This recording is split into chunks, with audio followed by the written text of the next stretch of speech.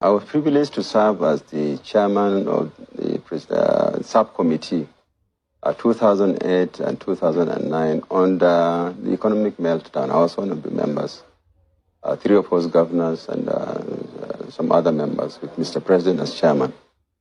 So I chaired the committee on subsidy and everything about the subsidy regime, and then the scam in the subsidy regime was discovered by my committee. And of course, since then, recommendations were made, which unfortunately were never implemented, and it's very sad. I'm sad to let Nigerians know that from what I saw, we came across situations where subsidy was claimed on pipelines that never existed. You just claim that they have pumped X amount of, either finished products or crude, maybe from Kaduna, from Warri to Kaduna. By NNPC? Making this claim? Of course, who else is doing it? Oh dear. Those that pump and those that are in the subsidy scam, they just fill papers, invoices, and they claim subsidy on it. In fact, there was an instance of a pipeline that was supposed to exist between Lagos and Warri. And tons of monies were collected on subsidy on a pipeline that never existed. This is Nigeria for you. But I thought they were telling us that it is marketers and some other persons who are perpetrating the fraud. So NNPC is involved? They are all involved in these things, all of them. Oh. All of them.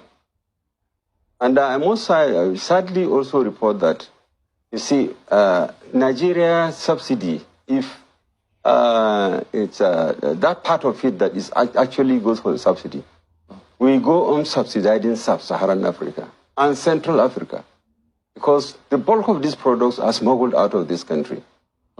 Then who is subsidizing who? Wait, that report that you spoke about NNPC, all of them being involved, was it submitted to the government? Of course it was. Government knows about this? Of course, yes, they do.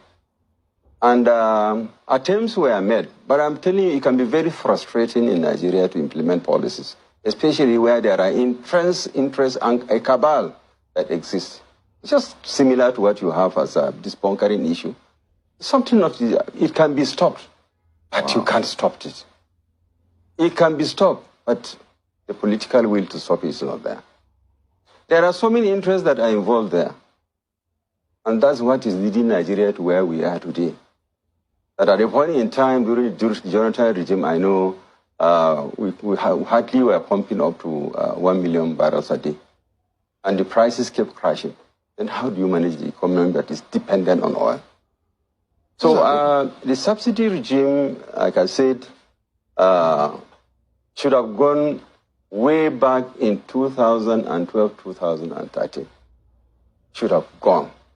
Any person that is shouting subsidies are going to affect that, this is a selfish person. A person who is connected to the scammers that are killing this country.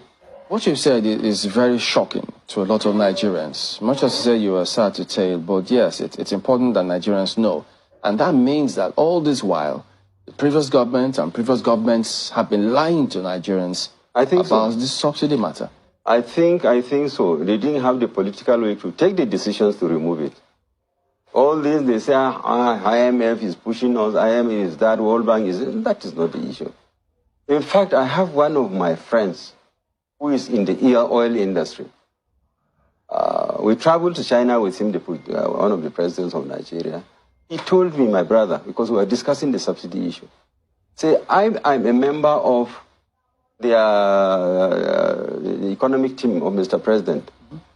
And when I went for a meeting, I told him, Mr. President, I called him by the side. I said, Mr. President, please remove this subsidy. He said, we are tired of making money. What? Yes, I'm telling you to God Almighty. He said, we are tired of making money, Mr. President. Remove this subsidy. Because he is a patriot and he's seen the scams that are going on there. Goodness. And he told me, he's alive today. Won't your friend then say that they were tired of making money, understanding the scam? So did they tell you, why didn't the president go ahead and remove it? Because if he had that first-hand information, He should have acted, the former president. I'm sorry, my brother. The president may not have done it because of the entrenched interest. It could even be at the risk of his life. But at least the president of Nigeria is adequately protected. If I were him, I would have bitten the bullet and taken the decision. So why, yeah, let hell fall, because the poor man out there is suffering and dying of hunger. Yeah, and we are busy feeding on them in collaboration with foreigners. But at the risk of his life may not be tenable because he's very well protected as president. Yes, so I'm just wondering.